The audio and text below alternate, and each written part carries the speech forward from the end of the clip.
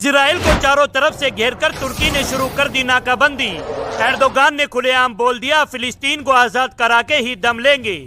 Saudi अरब और तुर्की के एक साथ आ जाने से बिलबिला उठा नेतानियाहू, बाइडेन की भी निकली हवा। तुर्की के चुनाव में फतेह हासिल करने के बाद सदर एर्दोगान ने दुनिया को अपनी ताकत दिखाना शुरू कर दिया है।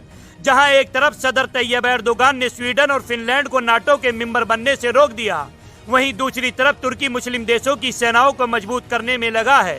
प्रेसिडेंट एर्दोगान इस समय मिडिल ईस्ट के दौरे पर हैं। एर्दोगान के इस दौरे पर सऊदी अरब तुर्की के बीच बहुत बड़ी डिफेंस डील हुई है।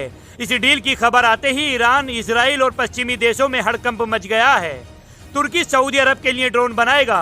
आपको बता दें, तुर्की ड्रोन के मामले में दुनिया में नंबर 1 है। पश्चिमी देश भी तुर्की के ड्रोन का लोहा मानते हैं। इस डील से दुनिया में खलबली मच गई है।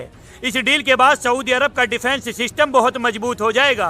गौरतलब है कि तुर्की के बायर कतार TB2 ड्रोन को बाइकर डिफेंस नाम की कंपनी बनाती है। ये कंपनी को एर्दोगान के दामाद सेल्कुक बायर कतार की है। तुर्की का बायर कतार TB2 हल्के हथियारों से लैस है और एक ये ड्रोन है, लेकिन ये बहुत सटीक निशाना लगाता है। इस ड्रोन में हवा से हवा में मार करने वाली मिसाइल, छोटे बम, क्रूज मिसाइलें, स्ट्रीट मिसाइलें और लेजर गाइडेड मिसाइलें लगाई जा सकती हैं। इस ड्रोन के रेडियो गाइडेड होने के कारण 362 किलोमीटर की रेंज में ऑपरेट किया जा सकता है।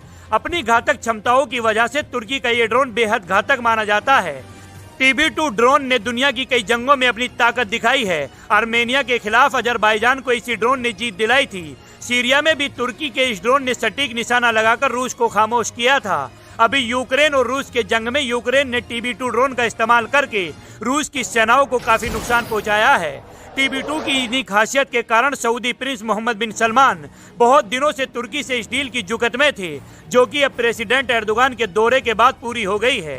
दरअसल सऊदी अरब की इजराइल और ईरान से नहीं बनती है। इजराइल पर तनातनी फिलिस्तीन के कारण है और ईरान से सुन्नी देशों की शिया विद्रोह को बढ़ावा देने के कारण सऊदी अरब से दुश्मनी है।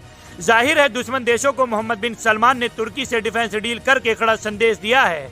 इस डील को सऊदी अरब और तुर्की के बढ़ती दोस्ती के रूप में देखा जा रहा है। प्रेसिडेंट एर्दोगान सऊदी अरब के अलावा यूनाइटेड अरब अमीरात, कतर की यात्रा करेंगे। एर्दोगान का ये दौरा ऐसे समय पर हो रहा है जब विनाशकारी भूकंप आने के बाद तुर्की गंभीर आर्थिक संकट से जूझ रहा है। तुर्की के संबंध अरब मुस्लिम देशों से नरम गरम वाले रहे हैं, यानी कभी तुर्की के अरब देशों से खूब बनने लगती है, कभी संबंध खराब हो जाते हैं। मगर जब भी तुर्की को माली मदद की दरकार होती है, फिर सऊदी अरब, यूनाइटेड अरब अमीरात और कतर मदद करने से पीछे नहीं हटते हैं। तुर्की भी जरूरत पड़ने पर अरब देशों को फौजी मदद का भरोसा देता रहा है। बहरहाल, चुनाव जीतने के बाद प्रेसिडेंट एर्दोगान का मिडिल ईस्ट का दौरा कामयाब होता दिखाई दे रहा है। आपको ये खबर कैसी लगी? कमेंट करके अपनी राय जरूर दें और नई खबरों के लिए पेज को लाइक और फॉलो जरूर करें।